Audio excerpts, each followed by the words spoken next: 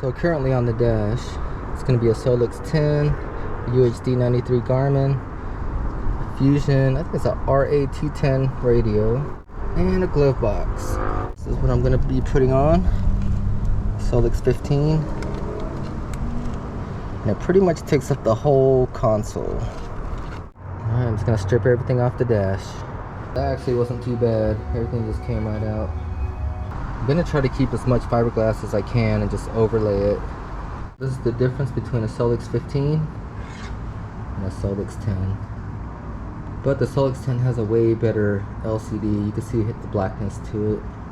And usually that blackness gives you better contrast. Green LCD, the 10's got the really black one, and the 12's kind of charcoal gray. So this is the plan. 1/2 inch MDF. We'll try to make a perfect template, fit it on there, and then convert it into 1/4 inch acrylic. So there's a little bow on the outside of the consoles right here. So looks like what I want to do, it looks like 23 is what I'm gonna go with. So I at least want to get even with this old cutout. So for the height, to get it pretty close, we're gonna go with 13 3/4.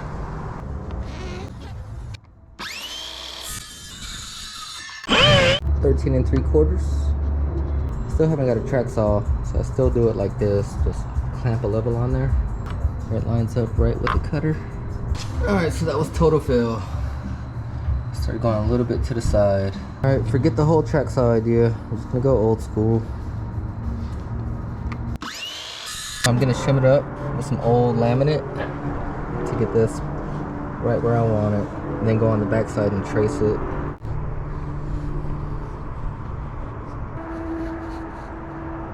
Alright, so remember this line's the outside of the console. So we're gonna come in a little bit.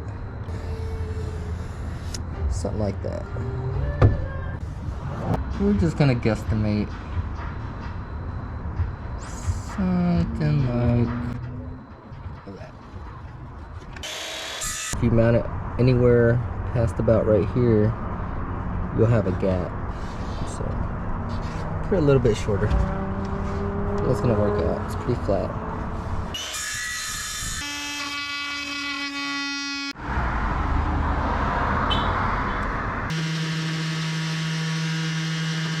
After a whole bunch of sanding, kind of rounding these corners off. Looks about right. On the Solix 15, I got control head only. So all it comes with is the gimbal, power cord, knob, sticker. What's the cutout? I dug through everything in the box and there's no cutout, so we're just gonna have to make our own. Flush mounting bracket. There it is. And the cutouts in here. So we should be good to go. This is the actual graph cutout and with the cover on it. Just like elementary school. The Solix is going to be somewhere around there. There's no way the radio can go anywhere on the right side. It can fit under it, but over here it'll be under the steering wheel. Over here it'll fit, but I have a really thin piece right here. So I've been doing this layout for a while now. It just seems like I'm gonna have to mount this radio somewhere else. So, out the picture. Alright, so we're gonna need a bit. It's a little bit bigger than the Sawzall blade. 1 inch.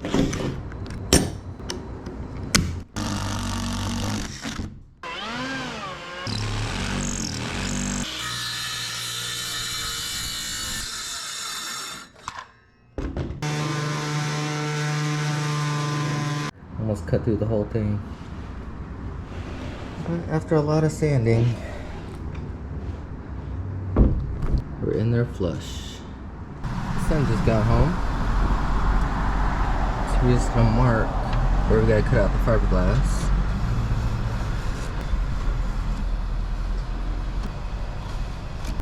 Alright, so we got a towel in there. Try to collect as much dust as we can. One step closer.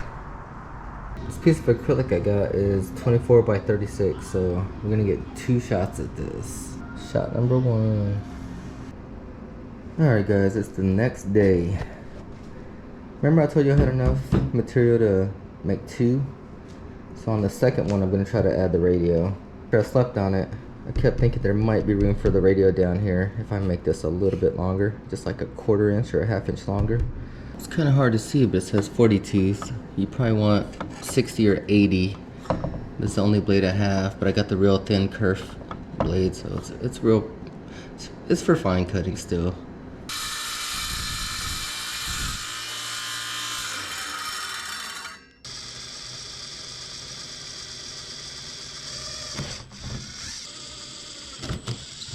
I think this cut's one of the hardest ones because how thin it is right here. But we're just gonna push the saw down into it.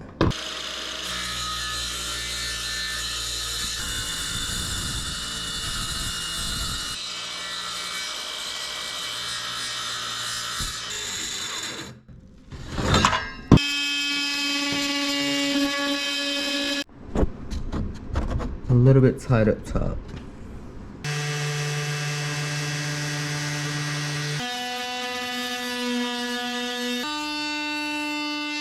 $60.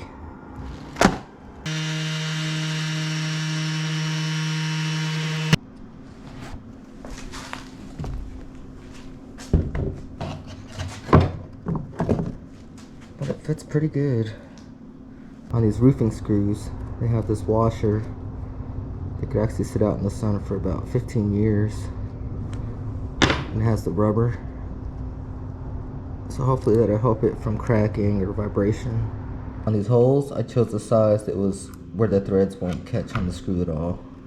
And everything you do on here, you gotta do it slow. Even when you're cutting it, drilling it, a really slow, steady pace.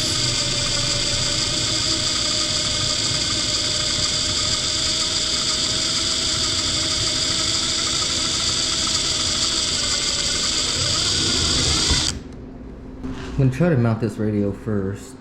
You see little dots. And try to drill real little holes and then put something on the back to screw into. Ended up getting the radio on there. I found some plastic that worked out pretty good. It holds the screw really good and kind of gives that cushion. There's the back of it. Nice and shiny. I guess some cuts came out pretty good. You don't see too much chipping. Alright, so I'm just drilling out the holes. And then putting these screws in by hand. I'm leaving a little bit of room so I can take that cover off here in a little bit. It's missing some backing on this one, so I'm probably gonna put something behind there to screw into, but all the rest look good. Alright, so all I'm doing is removing these screws one by one. Getting the tape past it. Putting it back in, but all the way. So I almost glued the whole thing on there, but I like the look of exposed fasteners. All 12 bolts. And for the backing, I just used some wood. Probably not the best thing, but it's already overkill. Might not look like it, but it's pretty cold out here. Look at this weather we got planned. 13, 17. Alright, so this is the back plate, the flush mount bracket. I'm going to be putting tape on here just to soften up the metal a little bit. So I think the whole thing about working with acrylic or plexiglass is try not to have metal touching it. So I put the bolts in right up there. I just got them as tight as I could with a glove, no tools. I wasn't trying to crack anything. But if it ever loosens up, it's pretty easy. You just remove this little seat, get back up in here. Alright, so got the radio hooked back up, the wiring harness, USB extender. I guess these are called low outputs. I'm gonna hook up the NEMA 2000 to it. This is from the 93, the UHD 93, but I'm gonna see what happens if I put it on the radio. And then the antenna. Antenna's right there. You actually gotta buy an antenna if you want your radio to work. But on this glove box, it has some important things in here. Bass knob. It has the USB port for the radio and a charging USB station. And this is the USB extender. Gotta find a place to put this. So the reason I got a bass knob, there's an amp right there. I think it's 600 watt. It's my White Bass playlist. Hit the switch, and the bass kicks on. Let's turn it up. And that's what it's controlling. Subwoofer. 10-inch solar barrack. Alright, time to pull the film off. Finally.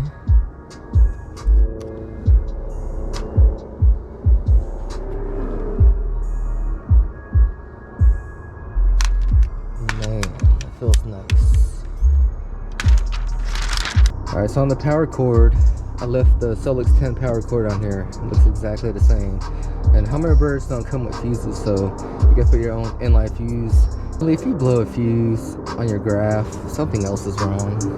It's probably wrong internally. Alright, let's turn on the electronics battery.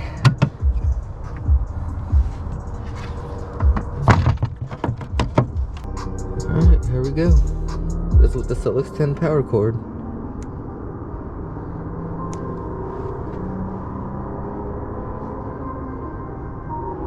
Let's go.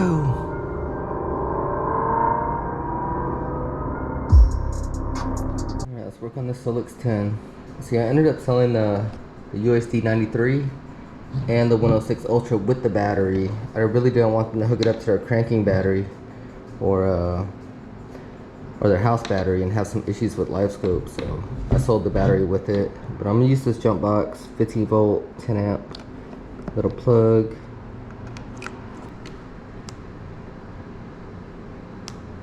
Alright, so something else left for the Solix 10. I still got to get the waypoints off of it. So it's got a 32 gig SD card. Put it in the slot, and right away it recognized it and it said SD card successfully encrypted. So it's a blank SD. Over here I still got my Lake Master, but this Lake Master it's chart select, so it only has the lakes that you want to pick on there, and they're like 10 to 20 bucks each, I think. 12 watt. 83%, and I take it off night mode. It goes all the way up to 20, almost 23 watts, so it's almost double the power just for brightness. And go back to night mode. It's all the way back down to 12. Go to nav data. It shows you the waypoints you've made. I barely have waypoints on here. I always erase the ones that really aren't productive or waste of time. I always take them back off. You can see some say 2021. They've been on there for a while, so I'm gonna see if I can copy them to this card. Alright, so I'm on waypoints, groups, my data, export group. It says 24 waypoints transferred. Something else on the Solix 15. It's using the full-size SD card. So you gotta put the adapter in there. SD card in again. Just looks like nothing's happening. Alright, so I powered it back up and nothing came on. But I found this thing right here. I was at nav data. Went back to home, hit the files, and it says import nav data. Oh, and I did it like 3 times, which is fine. Just hit this one. It shows 24. I don't know if you can even see that. 24 waypoints. So now when I go back to home and hit nav data, it shows 24 waypoints. Alright, so I see one of the waypoints on there, so it looks pretty good. Then I took that chart select chip. I'm gonna push it in and see what happens. Okay, it started all over. Alright, so I got the chip in and it works on this screen too, so I think I'm good to go. Let me zoom in. So it still has that same waypoint, but now it has all the contour lines. So I really didn't think it was transferable from graph to graph, but it is. So just editing all the engine parameters with the NEMA 2000. So for this one, we could choose data type, engine trim 1, and then hit the button. Trim percentage. So you always need that, RPM, speed.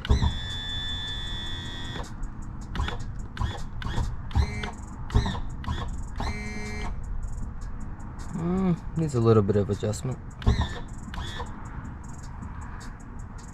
Then up here, we can put supply voltage. We can go to engine. No, wrong one. Vessel. Supply voltage. And that's from the electronics battery.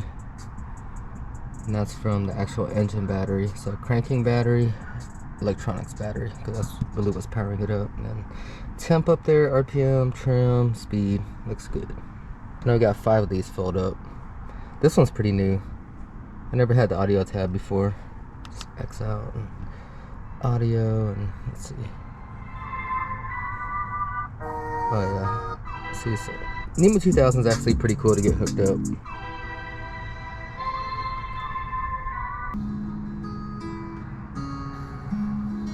I guess X out of here. Music on the sidebar, nice. One more thing to test. Alright, so we got 5 bars full here. We got the views, and nav, and boat, engine, music. We'll turn some lights on. The most important thing, trolling motor.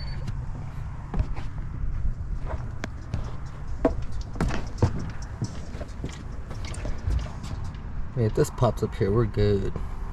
Hopefully it pops up soon. Just waiting for the trolling motor.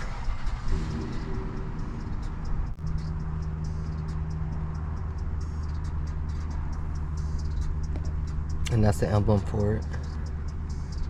So here we can go to Altera, deploy it. So it's really not that bad. Maybe about 60 bucks of plexiglass and a whole bunch of cutting and sawing and some screws and measuring. So there she is. Makes my 12-inch screen look really small.